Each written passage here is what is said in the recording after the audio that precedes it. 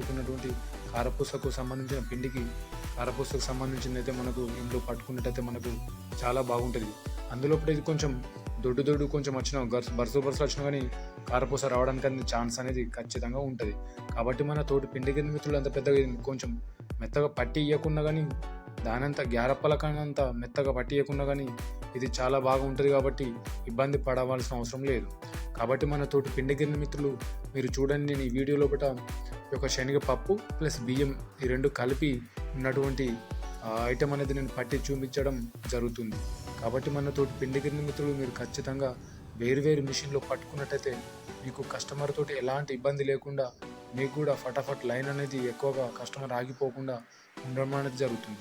కాబట్టి పిండి గిన్నె మిత్రులు మీరు పప్పులకు ఒక మిషను, అట్లాగే బియ్యం పిండి గ్యారప్పలకు ఒక మిషన్ పెట్టుకున్నట్టయితే మీకు ఎలాంటి ఇబ్బంది అనేది కస్టమర్ తోటి ఉండదు. కాబట్టి